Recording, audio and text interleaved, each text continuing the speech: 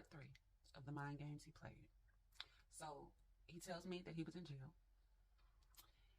And I'm sitting there and I'm wanting to believe him, but I know that I looked up all the parishes and called all the parishes jails. He stands on he was in jail. So I realize that Houston and New Orleans are different. You know, out here, you go to jail, I know where you're going to be. You know, out there, you go to jail, I don't know if they got the sheriff or if they got a city department jail, or if I didn't know if I was calling all the possibilities.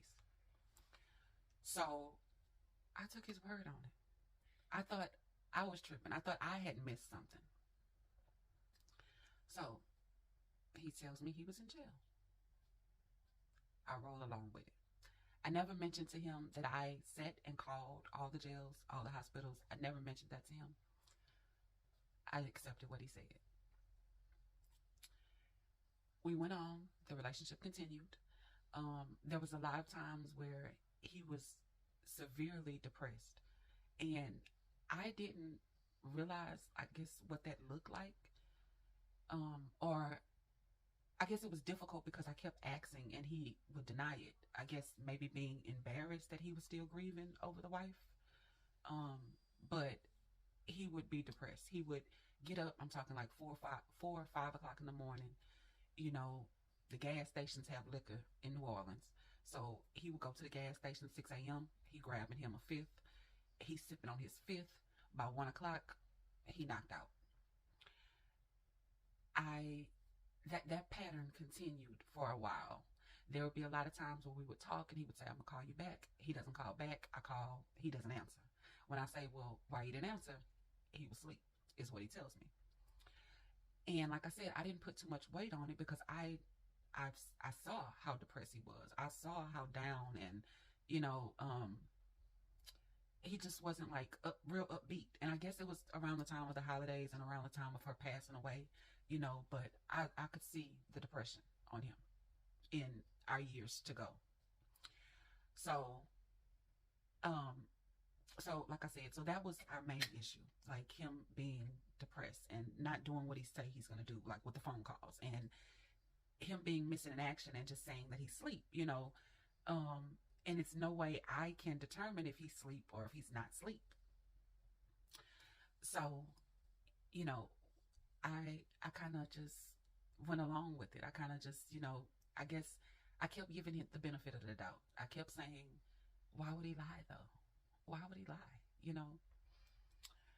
So that's what I kept telling myself. That's how I guess I kept making it right. So going on, you know, like I said, we continued. Something that we both like to do was travel. We love to see new places. We love to be in different atmospheres. You know, that was something that we both had in common and we did often. Within doing our traveling and moving around and seeing these different places, we realized that we were exhibitionists. Okay. So while we would go these different places, and I'm thinking we're just having fun and we're bonding. There was this one time we went to Opelousas. We were in Opelousas and we were driving down Highway 49. It was maybe like 11:30, 12 at night. He pulls over. He's driving I had a Jeep at the time. He was driving my Jeep. He pulls over to the shoulder, walks around to my door, open my door, pull me out, and the exhibitionism happened right there.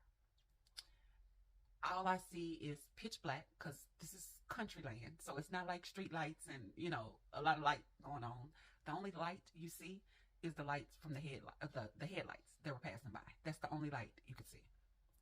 So we're, you know, doing our exhibitionism thing as exhibitionists do. All right.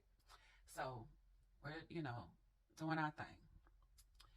He stops all of a sudden, bags up, and just cussing.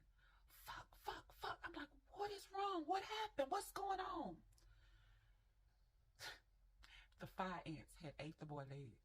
As he was in the act, he was being ate up by fire ants. Unbeknownst to me. So he stops. He, goes around, gets back in the driver's seat, and he's showing me his legs now. He's like raising up the pants. He even had no pants, so they wasn't caring about no socks, no pants, no nothing. So he's showing me his legs, and literally there were still ants on his legs as he was showing me, and you could see the red bites just all over his leg, all over. So before we get back to the hotel, rub him with alcohol. Oh baby, I'm sorry.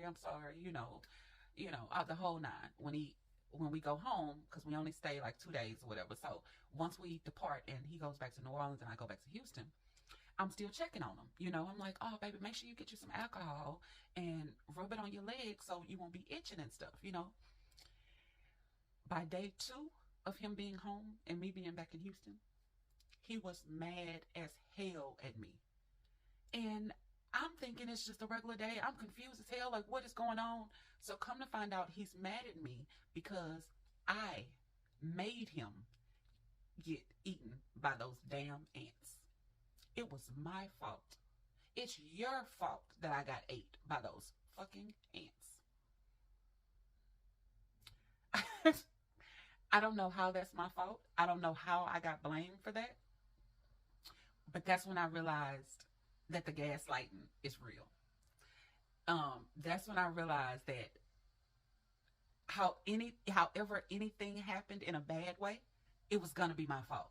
Regardless if he initiated this event or not. It was my fault because it turned out bad. So that's how that happened.